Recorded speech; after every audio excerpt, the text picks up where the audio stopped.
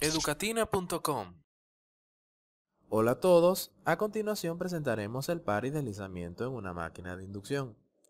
Como ya hemos señalado en anteriores ocasiones, en un motor de inducción se produce una transformación de energía eléctrica a energía mecánica, la cual se transmite desde el estator hacia el rotor a través del entehierro, que es el espacio vacío entre ellos.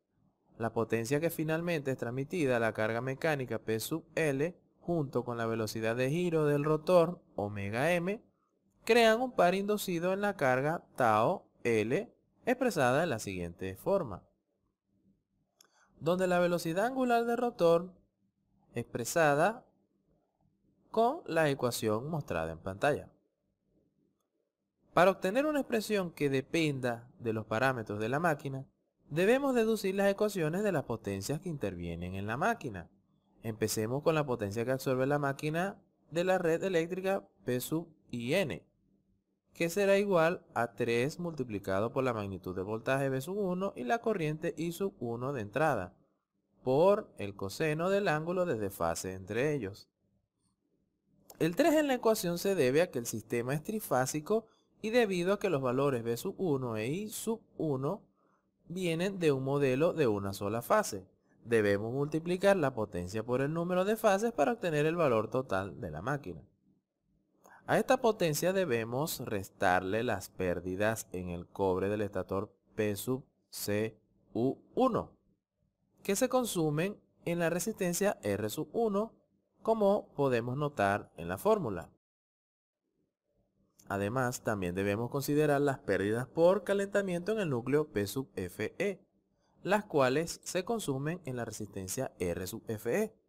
De esta forma, la potencia que se transmite a través del entehierro P sub E es igual a la potencia de entrada menos las pérdidas en el cobre del estator y las pérdidas en el núcleo de este.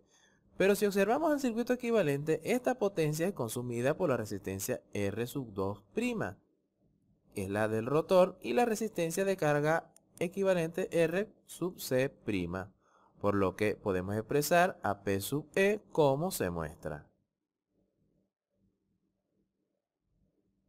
En el rotor se presentan pérdidas resistivas P sub CU2 que dependen de la resistencia R sub 2', por lo que la potencia finalmente se transforma en P sub L, que es la diferencia entre la potencia P sub E y las pérdidas resistivas P sub CU2. Vemos que en la fórmula está implícita la resistencia de carga equivalente R sub C', y también notemos que podemos expresar a P sub L en función de la potencia P sub E. Ahora podemos expresar el par inducido en la carga tau L de la siguiente forma. La velocidad angular del rotor omega m la podemos expresar en función a la velocidad angular de sincronismo omega SIN y el deslizamiento como se muestra a continuación. De esta forma, el par en la carga depende de la potencia del entrehierro P sub E y la velocidad angular de sincronismo omega SIN. Sustituimos y encontramos una expresión que depende de los valores del circuito equivalente de la máquina. Podemos hallar también una expresión de magnitud I sub 2 con el circuito aproximado de la máquina, que será el voltaje de entrada V sub 1 sobre la magnitud de la impedancia del estator más la del rotor, como mostramos. Finalmente obtenemos una expresión de par que solo depende de los componentes pasivos de la máquina, la velocidad de sincronismo y el deslizamiento. A diferentes cargas el par varía, así como el deslizamiento S, por lo que podemos decir que el par depende de S. Si queremos conocer el par máximo de la máquina, debemos derivar el par tau L con respecto al deslizamiento S e igualar a 0.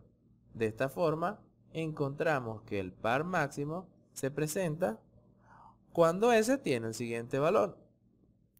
Sustituimos en la ecuación de par y obtenemos el par máximo que depende solo de los parámetros del circuito equivalente y la velocidad de sincronismo.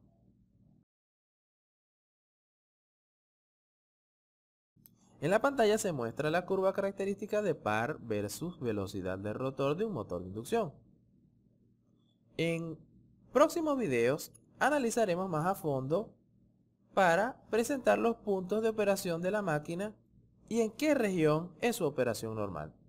Si te gustó el video, dale me gusta y compártelo. Si quieres seguir aprendiendo, continúa viendo nuestros videos.